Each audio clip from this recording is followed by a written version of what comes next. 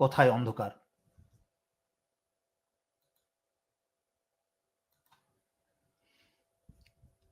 কালবেলা পত্রিকা বাংলাদেশে প্রচারিত কালবেলা পত্রিকার সম্পাদক কে, প্রকাশক কে? কালবেলা পত্রিকার সম্পাদক সন্তোষ শর্মা। তা আপনারা হয়তোবা সবাই জানেন, যারা কালবেলা পড়েন বা কালবেলা সম্পর্কে জানেন। কিন্তু প্রকাশক কে? মিয়া নুরুদ্দিন আহমেদ অপু। আমি এই মিয়া নুরুদ্দিন আহমেদ অপু সম্পর্কে একটু পরে আসছি। তার আগে কালবেলা সম্পাদক সন্তোষ শর্মা সম্পর্কে কিছু আমরা জেনে নিই।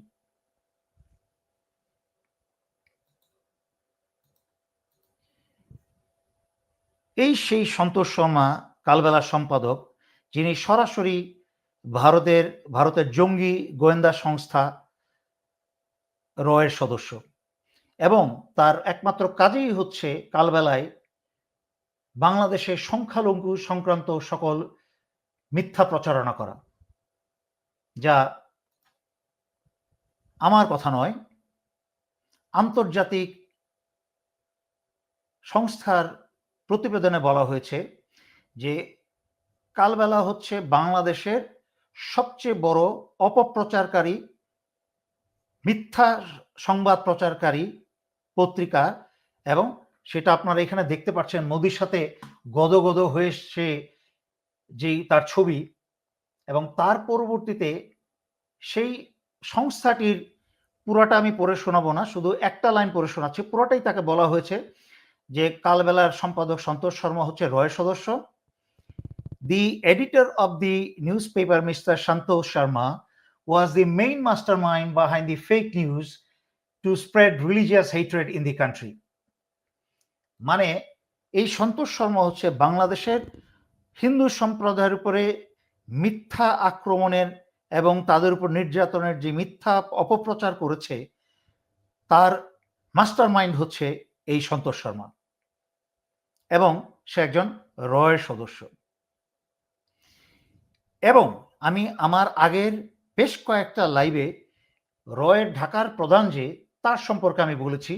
আমার ইউটিউব এবং ফেসবুকে আপনারা এই এই কি বলে এটাকে, থাম্বনেইলটা দেখেছেন আপনারা, যে এই রাজেশ অগ্নিহোত্রী হচ্ছে ঢাকার রয়ের প্রধান, এবং তার সাথে আয়নাঘরের অন্যতম খুনিদের মাঝখানে একজন লেফটেন্যান্ট জেনারেল অবসরপ্রাপ্ত আকবর, যে যাদেরকে আয়নাঘরের খুনিদেরকে যাদেরকে পালাতে দেওয়া হয়েছে, যাদেরকে বাংলাদেশ ছেড়ে পালিয়ে গেছে, তাদের মাঝখানে এই লেফটেন্যান্ট জেনারেল আকবরও একজন, এবং সে বর্তমানে আগরতলায় আছে।